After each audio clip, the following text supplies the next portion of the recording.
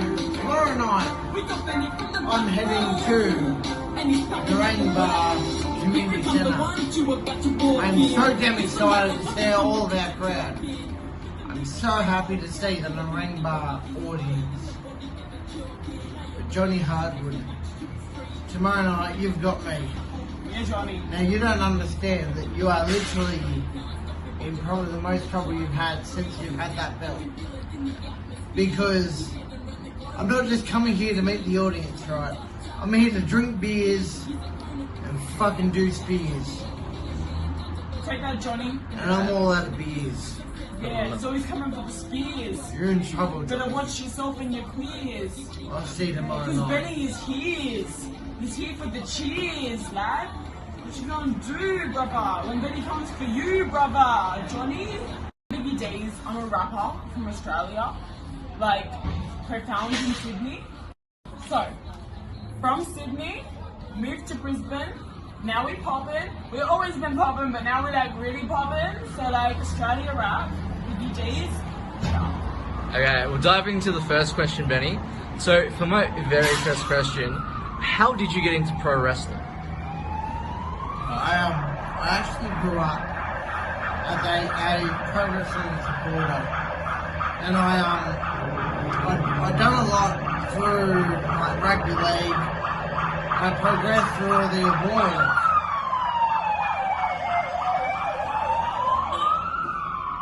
And after I progressed through the awards, I just thought, well, like, I really need a new challenge. And I stepped across and started like trying it out in rugby league. And funnily enough, I actually done really well, like, to the point my trainers were like, but they couldn't understand how I'd done so well. A lot of people don't do as well as I do, and that's not a flex. But I have a very, very high sporting background, so I'm lucky to have done as well as I have. I actually have a huge encouragement for people who feel like they can't do it.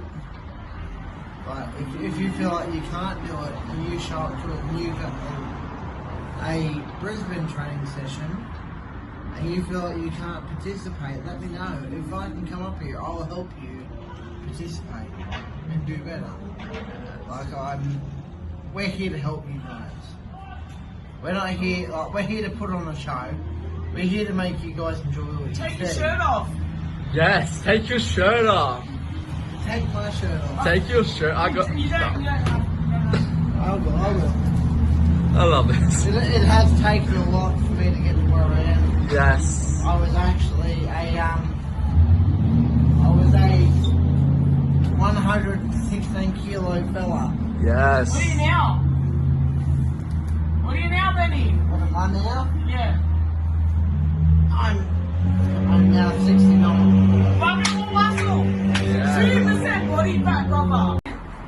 He's like, Coaster is the sickest. Like, I really don't care what y'all say, but like, you think you're sick, you think you got like some virus or whatnot, like, Coaster's still above you, brother. So, anyway, grew up being a big Coaster fan. Hey, Kirsten's got fucking COVID compared to this bitch. She's fucking working. She is one of the best in Sydney at the moment. I'll put my whole fucking paycheck on it. Brisbane located. 350 bucks to put on that. Not just business, Sydney, Brisbane, doesn't matter where you're from, I'll fucking put $350 straight on this bitch. She's the best in Australia at the moment. And that's a multi, like, you can put some legs on if you want, is that. You fuck what leg you put on it, she's the best. Prior to that, back to my fucking story before I get interrupted, was a big like Tupac fan. Self-belief that Tupac died in 96, I was born in 97. That's a bug from up in heaven.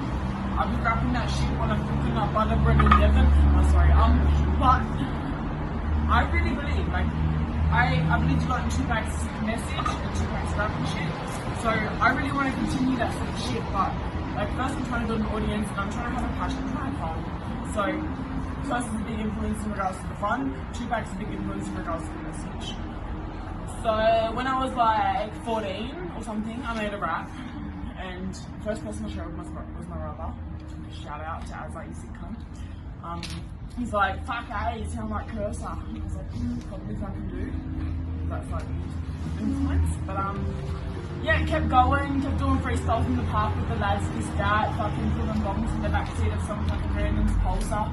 And here we are, like 2 years later, with a couple of tracks now, and it's popping off. So, rap's just been like something I've grown up with. For my very next question, so as I mentioned, we were diving into your rapping. So you've actually created a rapping song for Benny over here. What was it like creating that song? And yeah, what does this whole song mean to you, creating your own very own song for Benny? And yeah, what does it mean to you? So one of my goals, like I said to my engineer when I first started rapping, like one of my biggest goals is to go commercial. So Benny was probably my first commercial thing. Like I was imagining it more along the lines of like, you know, advertisements, fucking like, you know, some Toyota rap or some fucking like, you know, Arnott's Biscuits rap or some shit. But like, I wanted to take things from just plain old boring streets, not boring street shit, you know what I'm saying? Like everyone raps in the street. How many fucking street rappers do you know? Like I know fucking 100, like. But I wanted to take it like commercial, like put rap more into the mainstream, which is kind of happening now. Like over the last few years, you can see, you know, we're at the Super Bowl, we're doing fucking menu commercials now. Like rap is popping, like rap is starting to get commercial. But doing Benny's walking song was like, okay, he's a wrestler, he's like someone else doing an athletic profession, and for me to create that song for him, rather than him just finding some song that suits him on YouTube, like I've gone in the studio, I've sat there. First of all, I've sat there at my fucking desk and I've written these bars, and I've had to have a conversation with this man on the phone that I know nothing about. Like, but I called him up. I'm like, yo, I need some info on you. Tell me about your life. Tell me about like, you know, some things that have motivated you. Tell me about your shit. Like, tell me about your bullshit. Tell me about your good shit. Tell me about all your shit. And then from that, I've gathered his personality. He's like, you know, some quotes in the song, like derived from his favorite points in life, like watching a lot of his like, you know, wrestling matches. So writing a song was fucking like big for me, because I was like, that's my first commercial thing, and it means a lot to him. Like him as a wrestler, like you can pick any song from YouTube to have as your walking song, but like someone to make a personalized song for you to walk into, that's big, bro. Like I'm imagining if I was a wrestler, like I'd want something saying like, fuck yeah, here comes Biggie, Deez, walking in the room, everybody clear, we're gonna film you on Zoom, like. What's really turned Dana into a star here in Newcastle is that a lot of people that know me know that when Dana first wrote my theme song, she didn't really know a lot about me. Okay, she literally knew like next to nothing about me. Like if you were booking the show, you already knew enough about me to book the show, but you couldn't book me in a way where the crowd were going to support me. All Dana knew was my name. She didn't know my move, like the moves that she knew and all that stuff. She figured out on the day. The Spin Buster. The Spin Buster. So the move is called the Spine Buster. In the song, it's known as the Spin Buster. Because let me just state that Benny does not know how to spell, right? So when I was first getting to know him and like writing the song, I'm like, yo, text me through a few of the names of the moves that you use in your wrestling, so I can use these words in the fucking song, right? So he's texting me through a list of like moves that he used, like his signature moves, and one of them was Spin Buster. But motherfucker didn't have autocorrect on. It was supposed to be Spine Buster. So I've made this whole fucking rap like, here he comes with a Spin Buster, like some shit like that. I can't remember what it's like. Like that's not even a move rap. Like now we both look like fuck knuckles, but that's alright. But it's fine I love because it. the crowd really doesn't get to that sort of point. They just, half the crowd, once I come out, are in awe in the fact that, like, hold on, this guy has his own theme song. Yes. Like, it's crazy, man. I walk out. These guys aren't ignoring the fact that, holy shit, this guy's come all this way from wherever he's come from. I walk out, and all I hear is, it's Betty from the back row, and they're like, holy shit. Someone has wrote this theme song for this guy. Obviously, he's a very talented wrestler because someone, not mentioning names, but someone has made that song for me and made me look like the absolute talent that I feel like I could be. So he is. Yes. It's not just a feeling, it's a reality. Like I said, I feel like I could be an absolute talent. But people who believe in me like that, who are willing to make a song behind me because they really believe in my ability, is what makes me be here right tonight. I believe in this motherfucker. Like I invested in this motherfucker, and I'm continuously investing in this motherfucker. Like time, money, effort, solid fucking soul, because I believe this motherfucker is talented. Like I'm not just saying this for like the brain. Like there's like how many other wrestlers out there, but I didn't know shit about wrestling. But then Banjo hits me up. Shout out to Banjo, you fucking sick dog. But like he hits me up and he's like, yo, I know this wrestler. He's looking for sponsors. Blah blah blah.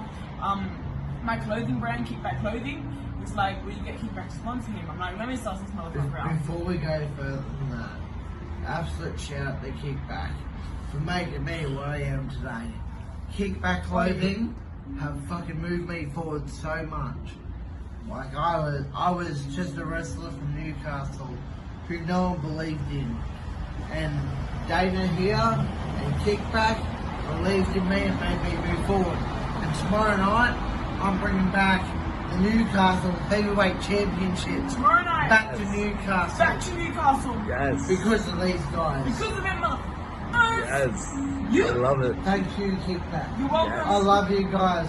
And we're taking Newcastle Heavyweight Championship Don't leave me hanging. back to Newcastle. Yes. Newcastle. Yes. Where's that Heavyweight Championship going? Newcastle. Yes. Come on. Ah, Benny, what are you doing? No. No, I can't. If I win, how good would that be? Hey, we're finishing with the Heavyweight Champion, and he turns back to me, he's like,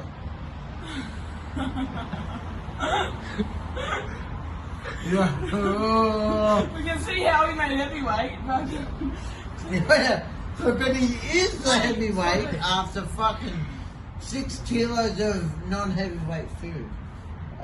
Good luck to the junior heavyweight champion. I don't know that lad. I don't know his name. Everyone, definitely go support Benny Go because support Benny. Benny's the man. Like, Benny's the he's man. gonna win tomorrow, and definitely go support more amazing people like Benny, and definitely go support more amazing people like Dana, because we need more amazing people and inspiring people like these two. So, yeah, definitely go give them one amazing support. We love you guys. Thank you for supporting the podcast, and we thank you for supporting us. Yes, we do. We honestly love you guys for really following and Loves backing us so our much. locals. Biggie Deez. Benny the Backrower. Benny the Backrower. We got Benny from the back row. Benny from the back. We got Benny from the back row. And he's coming to attack. We got Benny from the back row. Benny from the back. We got Benny from the back row. And he's packing up the wax. Here comes the one to about to walk in. It's the level of the competition talking. With the music of the whole crowd talking. Anybody is his way, then everybody get a chill kid. Play up with the passion, takes the match to extreme. Packing in the action, makes the whole world scream. The team got his back and the results are supreme. Can't stop it, watch your brother when your childhood free. Breathe deep, you can feel it in the atmosphere. You had it in the bottom in the atmosphere. Trained up, tough, grapple, whack his beard. But his opponent, like a catastrophe. He can be in down to earth like a thunderbolt. Put the keys to his chest, locked up in the vault. Hard work, putting in the position to result. No mercy when it comes with the lion soul. We got Benny from the back row. Benny from the back. We got Benny from the back row, and he's coming to attack. We got Benny from the back row. Benny from the back. Oh shit. We got Benny from the back row, and he's packing up a whack. Right place, right time, and he's living his fate. There's a status, there's believers on a mission to make. No one better love is only one decision away. Don't get in his ways, don't get in his ways. Cop a kick in the face, or a kick in the waist. And he's so hungry, and he's licking the plate. Full speed to the top, no hitting the brakes. Packing in his scrum, there's forming a big cluster. Just to watch Benny attack the spin buster. But discussion, Handspring back elbow, ready to rub an ass. He's a natural, he got it. Ain't nowhere to stop it. He's never ready popping, and he's rocking with his noggin. He knows it, yes, he's got it. With the blueprint in his pocket, he's the king. He's the man with the biscuit on top of it. We got Benny from the back row. We got Benny from the back row. And we're having a good time. We got Benny from the back row. Benny from the back.